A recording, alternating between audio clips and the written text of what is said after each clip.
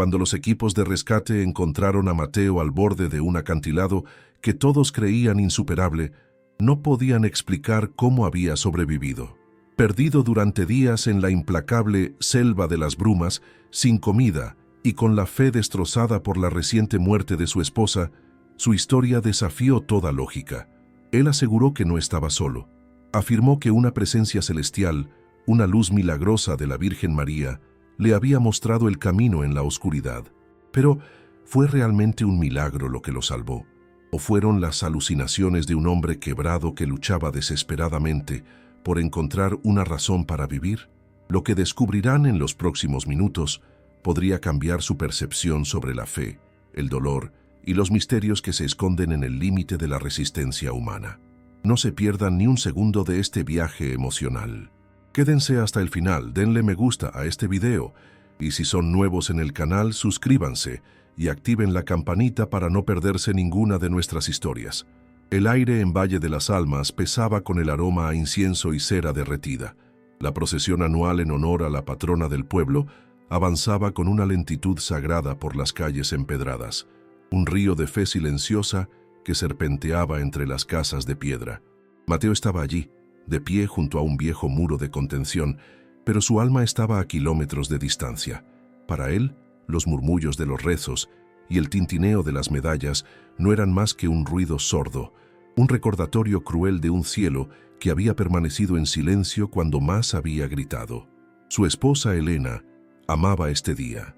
Veía en él la promesa de la protección divina, una certeza que ahora a Mateo le parecía una broma macabra. Él, un carpintero de manos fuertes y rostro curtido, parecía un roble, pero por dentro estaba hueco, carcomido por un dolor que lo había alejado de todo y de todos.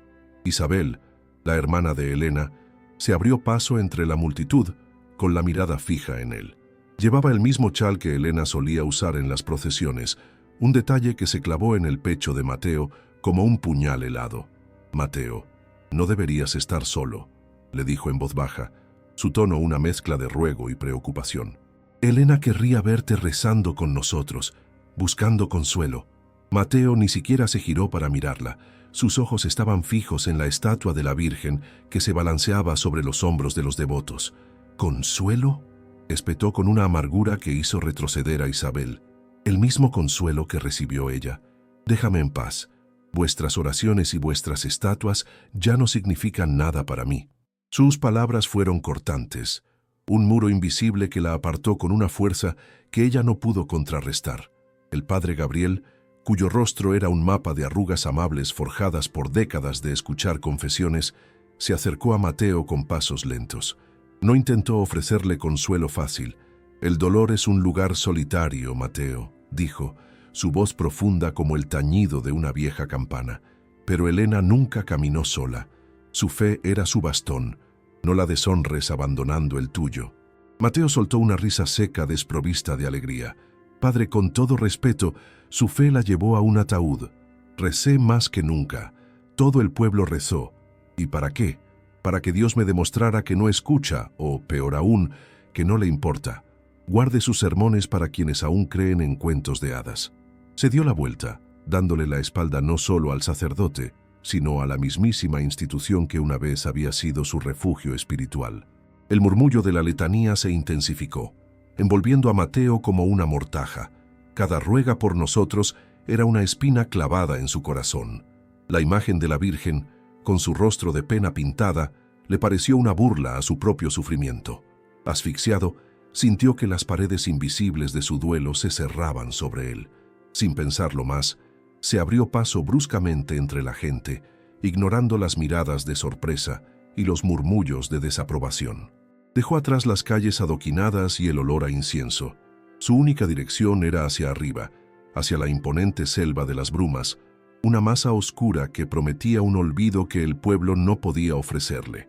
Corrió sin rumbo, con el único propósito de escapar del recuerdo de Elena y del Dios que, en su opinión, se la había robado injustamente.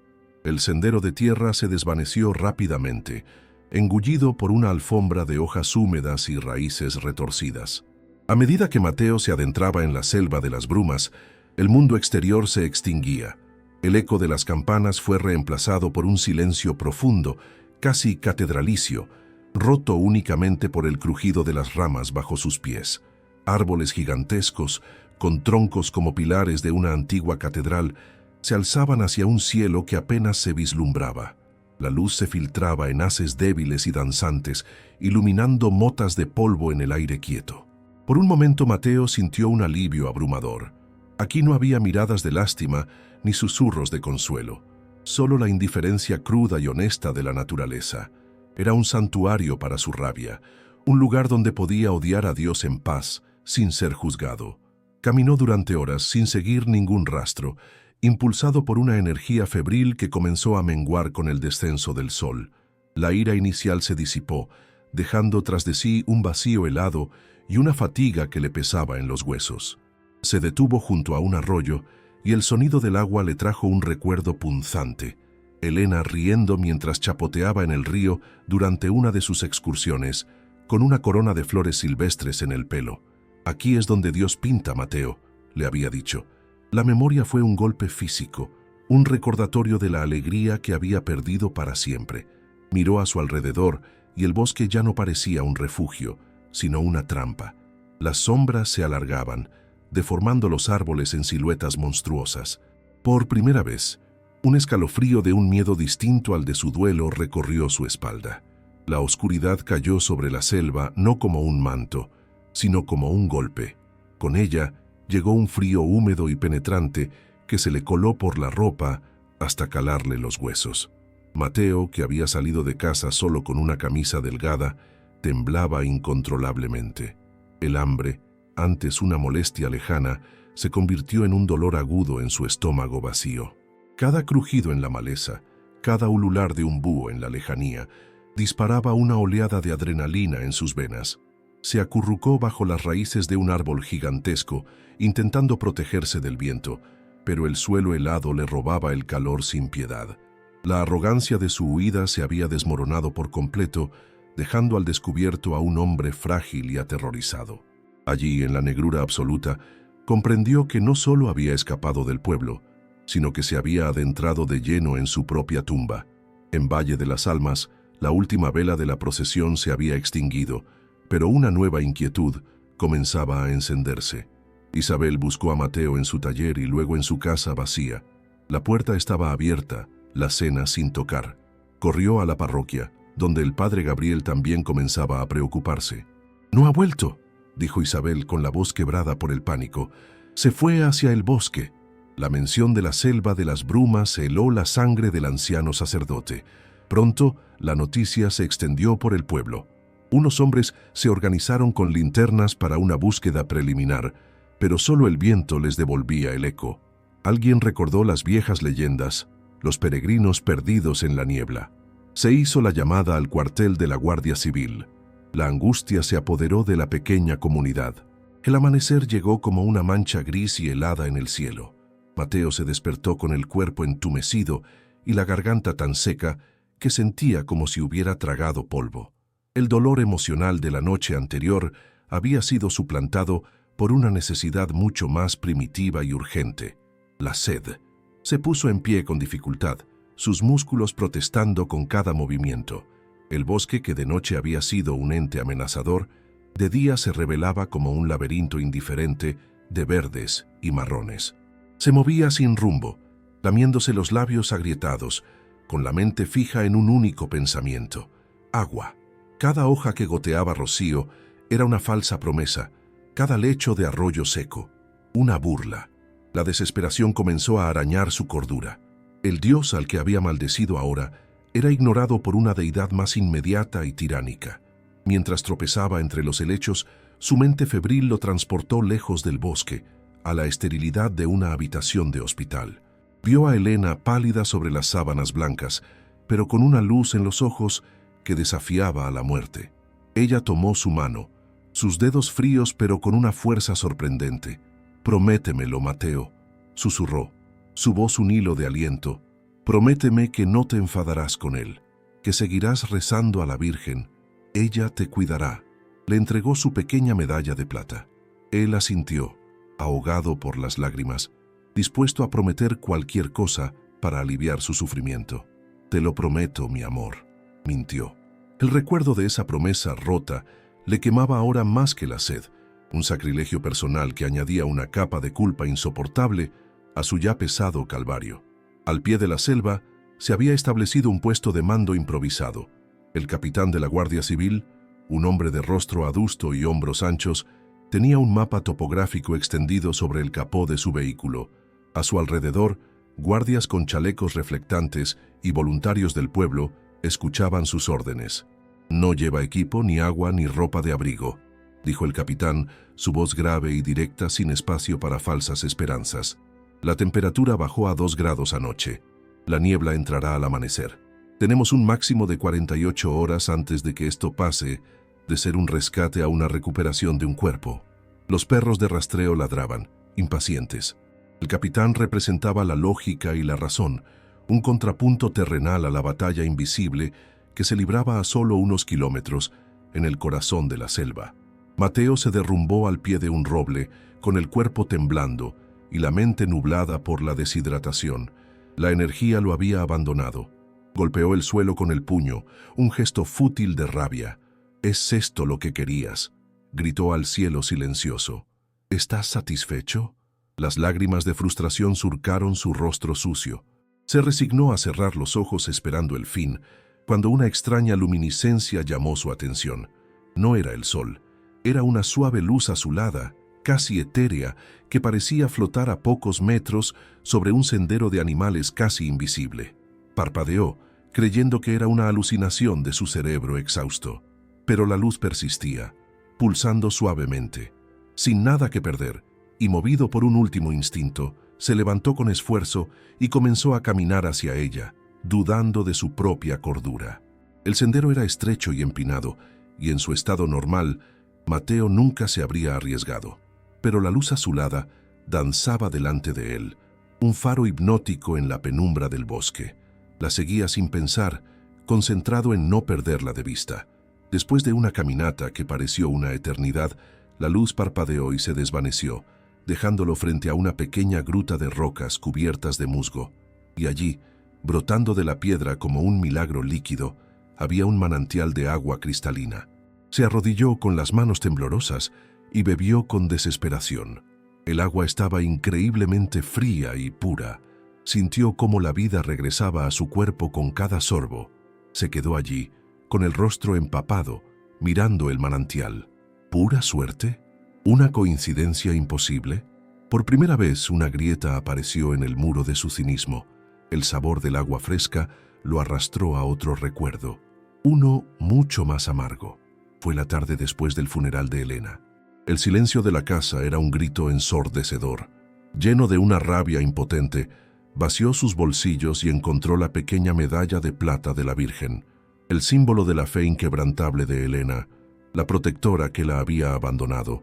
Sus dedos se cerraron sobre el metal frío. Con un grito ahogado corrió al patio trasero, hacia el viejo pozo seco cubierto de maleza.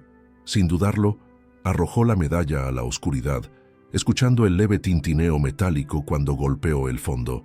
Fue su divorcio con el cielo, un rechazo violento a su promesa. Ese secreto enterrado en el pozo era una herida supurante en su alma, la traición definitiva al último deseo de su esposa. Tal como el capitán había pronosticado, el segundo día trajo consigo la niebla. Una densa bruma blanca se deslizó desde las cumbres, envolviendo la selva en un silencio lechoso y fantasmal. La visibilidad se redujo a apenas unos metros, convirtiendo la búsqueda en una tarea casi suicida. Los perros, confundidos por la humedad, daban vueltas sin encontrar un rastro claro. La frustración era palpable en el puesto de mando. «Es inútil», exclamó el capitán. «No arriesgaré a mis hombres en estas condiciones. Suspendemos la búsqueda en las zonas altas hasta que esto se disipe». Isabel, que había pasado la noche en vela junto al padre Gabriel, ahogó un sollozo al oír la orden por la radio. La niebla no solo ocultaba a Mateo, parecía estar devorando también la última pizca de esperanza del mundo real. Con la sed aplacada, el hambre se convirtió en el nuevo tirano de Mateo. El estómago le ardía y cada paso era un esfuerzo titánico. La niebla lo desorientaba, borrando cualquier punto de referencia y sumergiéndolo en un mundo gris y sin forma. Se sentía a la deriva, a punto de rendirse de nuevo, cuando el viento comenzó a soplar. Al principio era solo un silbido, pero luego en las ráfagas creyó oír algo más, un murmullo, una voz increíblemente parecida a la de Elena, no con palabras claras, sino con el tono de su consuelo. «Sigue, no te rindas». Miró a su alrededor, con el corazón desbocado.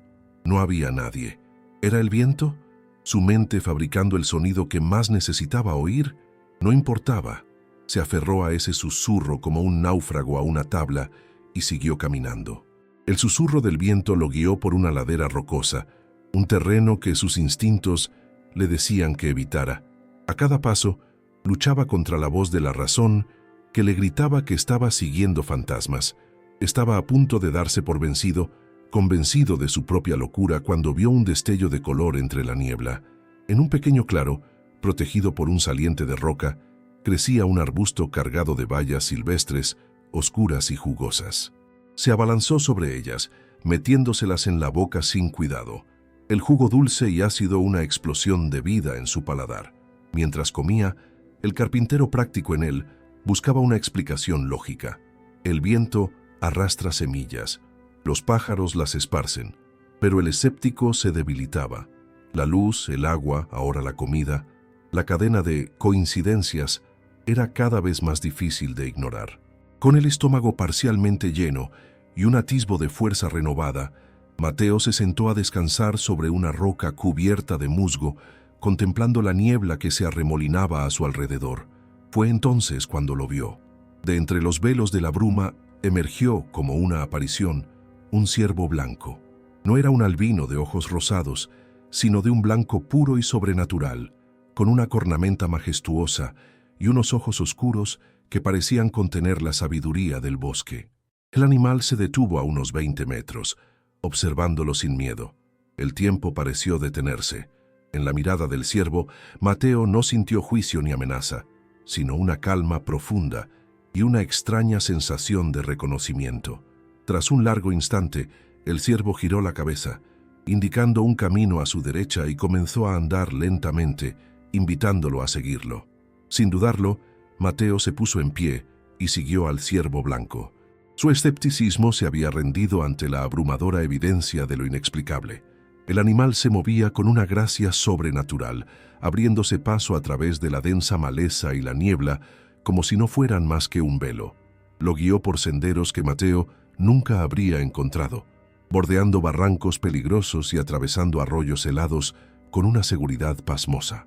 De vez en cuando el ciervo se detenía y volvía su majestuosa cabeza, sus ojos oscuros fijos en Mateo, como para asegurarse de que todavía lo seguía. Ya no había miedo en el corazón del carpintero, solo un asombro reverente.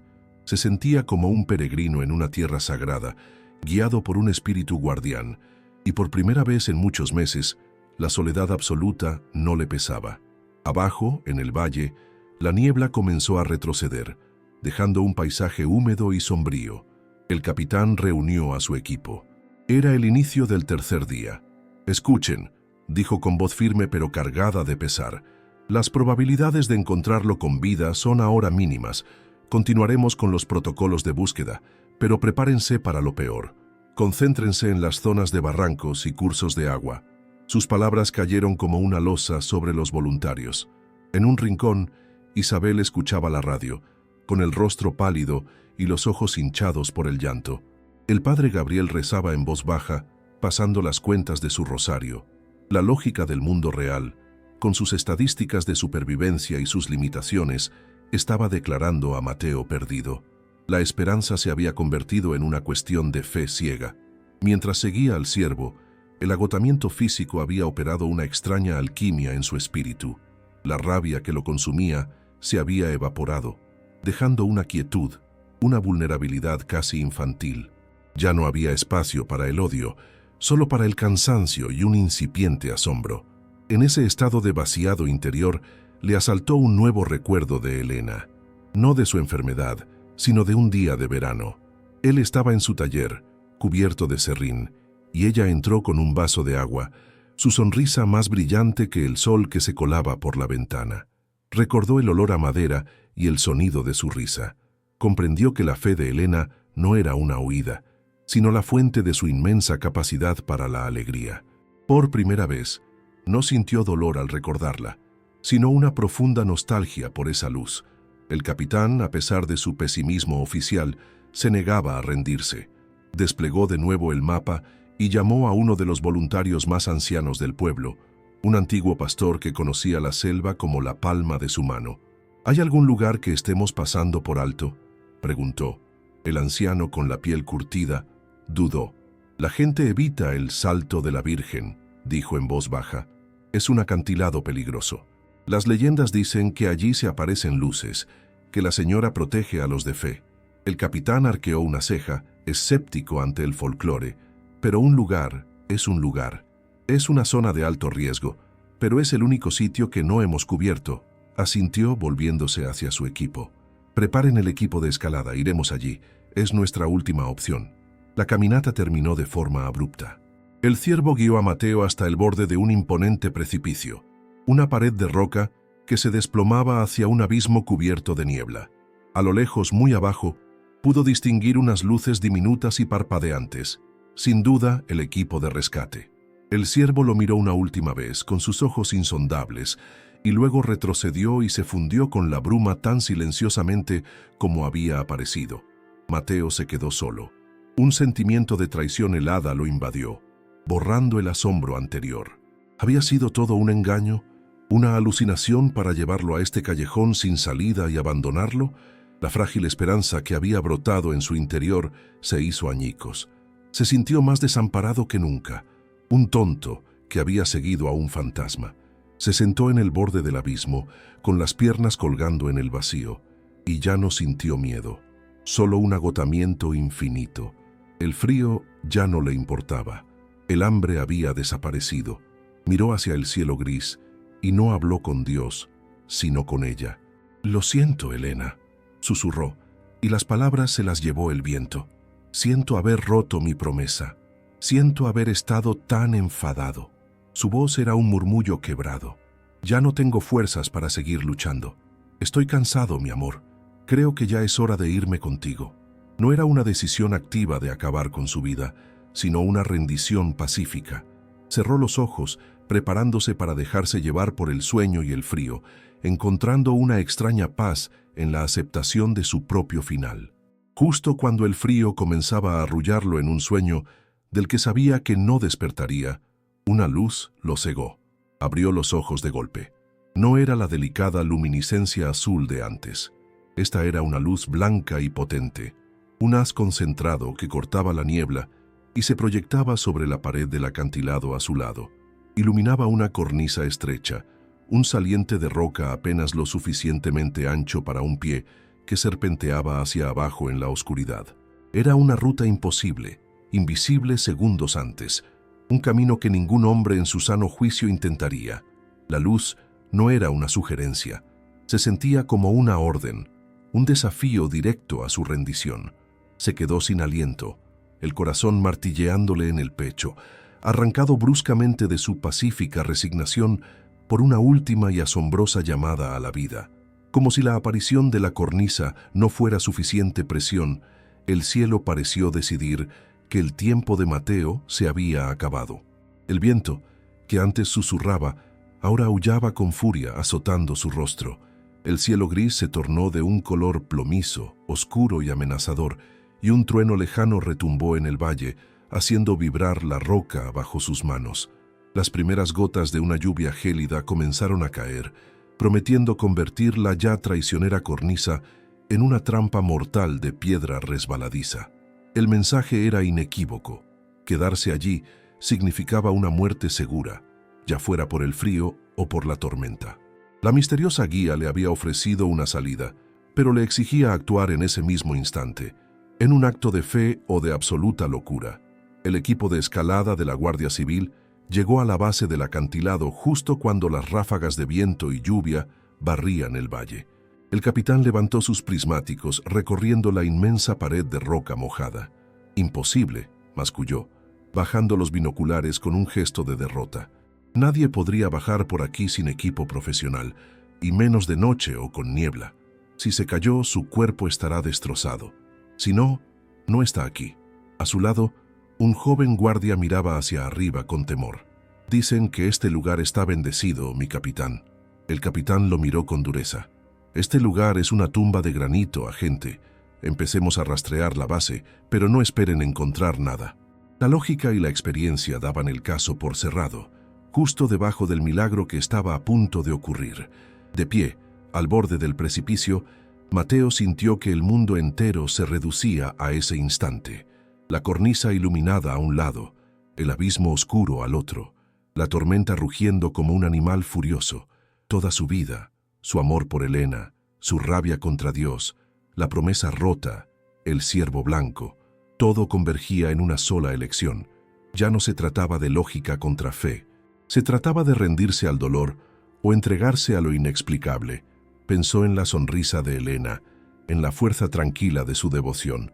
Tal vez ella no le había pedido que creyera en un Dios de sermones, sino en la posibilidad de la luz en la oscuridad. Con una calma que no sabía que poseía, respiró hondo. «Por ti, Helena», susurró, y puso el primer pie en la cornisa. La noticia de que la búsqueda se centraba ahora en el Salto de la Virgen corrió por el pueblo como un escalofrío. Era un lugar temido, un lugar de finales. Esa noche las luces de la pequeña iglesia se encendieron. No hubo llamada del cura. La gente simplemente empezó a llegar, uno por uno, en silencio. Llenaron los bancos, sus rostros marcados por la angustia. El padre Gabriel, con el corazón encogido, comenzó a rezar el rosario, y un centenar de voces se unieron a la suya, un murmullo de súplica que llenó la nave. Encendieron velas para Mateo, para su alma, creando un mar de pequeñas llamas que parpadeaban en la penumbra. La fe que Mateo había despreciado se había reunido para luchar por él, un ejército de oraciones contra la furia de la naturaleza y la desesperación. El primer paso fue el más difícil, un acto que desafiaba todo instinto. El segundo fue un compromiso irrevocable. Con la espalda pegada a la pared de roca fría y húmeda, Mateo se aferró a un saliente que la luz le señalaba. El viento aullaba en sus oídos, tratando de arrancarlo de la montaña. La lluvia helada le empapaba el rostro y las manos, haciendo que cada agarre fuera precario. Debajo de él, el abismo era una boca negra esperando devorarlo. Pero la luz no flaqueaba. Se movía justo delante, iluminando el siguiente punto de apoyo, el siguiente resquicio seguro. Su mente se vació de todo. Solo existían la roca, el viento, la luz y el siguiente paso. Y así, suspendido entre el cielo y la tierra, comenzó su imposible descenso. El descenso era una danza con la muerte. Cada movimiento era medido, deliberado. Sus dedos, entumecidos por el frío, se aferraban a las grietas de la roca, buscando cualquier protuberancia que le ofreciera seguridad. Sus botas resbalaban en la superficie mojada, y cada vez que apoyaba su peso, contenía la respiración. La tormenta lo azotaba sin piedad, el viento empujándolo hacia el vacío y la lluvia cegándolo. Pero la luz persistía, un faro sereno en medio del caos, mostrándole el camino. No iluminaba toda la ruta, solo el siguiente paso, el siguiente agarre. Era una prueba de fe a cada instante. Mateo se movía en un estado de concentración absoluta, su cuerpo y mente unidos en el único objetivo de sobrevivir. No había pasado ni futuro, solo el ahora, la roca y la luz. A mitad de camino ocurrió lo inevitable. Una laja de piedra se desprendió bajo su bota. Su pie resbaló y su cuerpo se balanceó violentamente hacia el abismo, quedando suspendido por la fuerza de un solo brazo. El pánico lo paralizó, sus músculos gritaron a punto de ceder. Fue entonces, en ese instante de terror puro, cuando la vio, a Helena, no como un fantasma, sino como un recuerdo tan vívido que quemaba. Estaba de pie frente a él, sonriendo con esa calidez que siempre lo había anclado. «Tú puedes, Mateo», escuchó su voz en su mente, clara como el cristal. «Nunca te rindes». Esa visión, ese recuerdo de su amor, le inyectó una fuerza sobrenatural. Con un rugido que salió desde sus entrañas, encontró un nuevo agarre y se impulsó de nuevo contra la seguridad de la pared. Abajo, La tormenta arreciaba. El capitán, empapado y frustrado, se comunicaba por radio. Repito, la búsqueda en el acantilado es negativa. Regresamos a la base. Demasiado peligroso. Justo cuando daba la orden, el joven agente que había mencionado la leyenda gritó, señalando hacia la pared de roca: «Mi capitán, mire, una luz». Todos levantaron la vista. Allí, en la negrura de la montaña, una luz se movía, descendiendo lenta pero firmemente por una ruta que sabían intransitable. No era el haz de una linterna. Era algo diferente, sereno en medio de la furia de la tormenta. El equipo se quedó en silencio, con la boca abierta. La radio crepitaba sin respuesta. La lógica y los protocolos se hicieron añicos ante la visión de aquel punto de luz imposible que desafiaba por completo su realidad. Impulsados por una mezcla de incredulidad y deber, el capitán y sus hombres corrieron hacia el punto donde la luz parecía tocar tierra. Se abrieron paso entre rocas y maleza empapada, con el viento aullando. Justo cuando llegaron al pie del acantilado, vieron una figura desplomarse desde los últimos metros, aterrizando pesadamente en el suelo fangoso. En el instante en que el hombre tocó el suelo, la misteriosa luz se extinguió, sumiendo de nuevo la montaña en la oscuridad. El equipo lo rodeó, sus potentes linternas iluminando a un Mateo exhausto, cubierto de lodo y heridas, pero inconfundiblemente vivo. El capitán se arrodilló a su lado, su rostro una máscara de asombro. ¿Pero cómo? Fue todo lo que pudo articular, su voz ahogada por el estruendo de la tormenta. Mateo levantó la cabeza lentamente. Miró los rostros de los hombres que lo rodeaban, sus expresiones una mezcla de profesionalismo y desconcierto. El capitán, aún arrodillado a su lado, insistió, su voz ahora más demandante. «Mateo, necesito una respuesta. ¿Cómo lo hiciste? Vimos la luz. ¿Qué era?» Mateo lo miró y por primera vez en meses sus ojos no reflejaban ira ni dolor, sino una calma profunda. Tragó saliva, su garganta aún reseca, y respondió con una voz apenas audible pero firme, que se escuchó por encima del viento. «Ella me mostró el camino». No ofreció más detalles. No había rastro de histeria o delirio en su tono. Era la declaración serena de un hecho, una verdad tan simple y tan incomprensible que dejó al hombre de lógica, al capitán, completamente sin palabras. La noticia llegó al pueblo antes que la camilla. «Está vivo. Han encontrado a Mateo». Las puertas de la iglesia se abrieron de golpe y la congregación, con las velas aún en las manos, salió corriendo hacia el puesto de mando. Isabel fue la primera en llegar, abriéndose paso hasta alcanzar la ambulancia.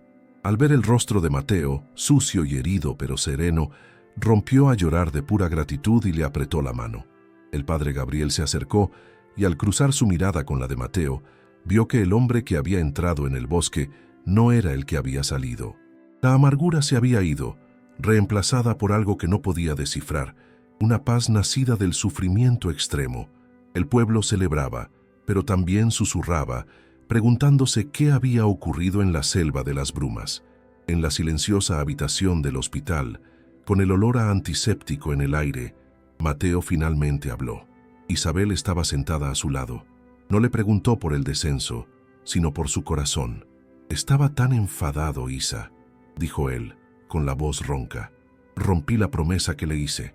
Le confesó lo de la medalla, como en un arrebato de dolor la había arrojado al fondo del pozo, como si al desecharla pudiera desechar su sufrimiento. Esperaba ver decepción en los ojos de Isabel, un reproche. En cambio, ella solo apretó su mano con más fuerza. «Elena te perdonaría, Mateo. Ella entendía el dolor mejor que nadie, y creo que, de alguna manera, fue ella quien te trajo de vuelta a nosotros, no para que cumplieras una promesa, sino para que volvieras a vivir». En su despacho, el capitán se enfrentaba a la página en blanco de su informe oficial. Era un hombre de hechos y procedimientos, pero los hechos de este caso se negaban a cooperar. Describió el terreno, la tormenta, el estado de Mateo. Luego llegó a la parte difícil. «Múltiples testigos, incluyéndome», escribió, «observaron una fuente de luz no identificada que descendía por el acantilado». Borró la frase. La reescribió. Finalmente, suspiró y concluyó con la única verdad que podía afirmar. El sujeto fue rescatado con vida en la base del acantilado. Las circunstancias exactas de su supervivencia y descenso por una ruta considerada impracticable siguen sin una explicación lógica o convencional. Cerró el archivo, pero sabía que el caso nunca se cerraría del todo en su mente. Pasaron varias semanas. Las heridas de Mateo sanaron, dejando cicatrices que eran un mapa de su terrible experiencia. El día que le dieron el alta, el sol brillaba con una intensidad que casi había olvidado. Al salir del hospital, no sintió la euforia de un superviviente, sino la calma serena de alguien que ha regresado de un largo viaje. La historia de su rescate se había convertido en una leyenda en el pueblo, un tema de debate entre los que creían en milagros y los que buscaban explicaciones. A Mateo no le importaban sus opiniones. Algo fundamental había cambiado dentro de él. No era que hubiera encontrado todas las respuestas. Al contrario, había aprendido a vivir en paz con las preguntas. Y esa paz, se dio cuenta, era un regalo más valioso que cualquier milagro.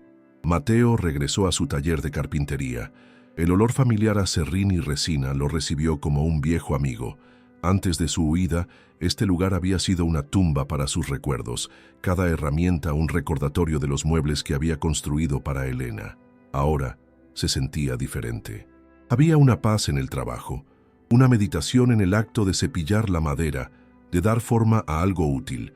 Sus manos, que se habían aferrado a la roca para sobrevivir, ahora se movían con una nueva seguridad y un propósito renovado.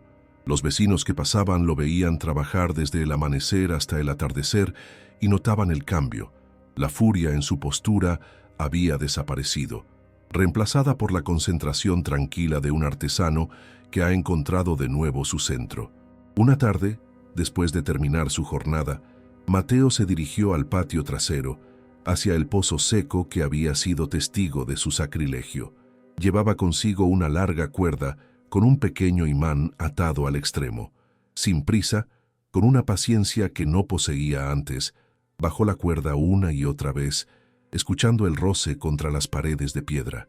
No era una tarea fácil, era un acto de penitencia silenciosa, un esfuerzo por recuperar algo más que un trozo de metal. Era la búsqueda de la promesa que rompió, del perdón que no sabía cómo pedir.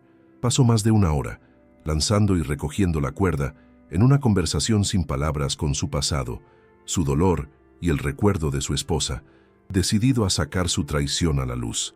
Finalmente sintió un peso distinto en la cuerda, un leve tirón que le erizó la piel. Con un cuidado infinito, comenzó a recoger el sedal, metro a metro, el corazón latiéndole con una extraña expectación. Y entonces, emergiendo de la boca oscura del pozo, apareció la pequeña medalla de plata, sucia y opaca por la tierra y el tiempo. Mateo la tomó en su mano, no como una reliquia sagrada, sino como un fragmento perdido de su propia historia. La llevó a su taller y con un paño suave comenzó a limpiarla. Cada pasada era un acto de perdón hacia sí mismo, quitando las capas de ira y de culpa que la habían cubierto. Cuando el rostro de la Virgen volvió a brillar, sintió que un peso inmenso se levantaba de sus hombros para siempre. No se colgó la medalla al cuello. No era su fe, era la de ella, y él había aprendido a respetarlo. Al día siguiente, con la primera luz del alba, tomó un clavo pequeño y la colgó del marco de una fotografía de Elena, la única que conservaba sobre su banco de trabajo.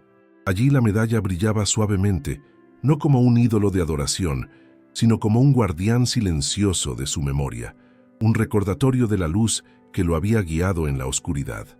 Mateo dio un paso atrás, observando la foto y la medalla juntas. Una leve sonrisa se dibujó en su rostro, una sonrisa tranquila y genuina. No necesitaba entender lo que había pasado en el bosque.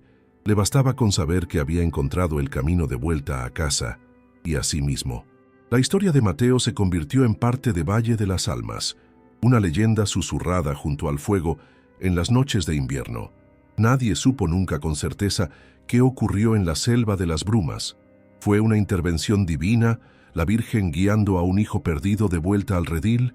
¿O fue la fuerza de un amor tan poderoso que creó una guía en su propia mente para poder sobrevivir y honrar la memoria de su esposa?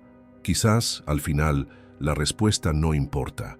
Quizás la fe es simplemente eso, una luz que elegimos seguir en la oscuridad, sin importar si su origen es el cielo o el recuerdo de un corazón que amó. Lo único cierto es que Mateo se perdió en el bosque para poder encontrarse y demostró que para sanar, a veces, solo hace falta dar un paso confiando en el camino.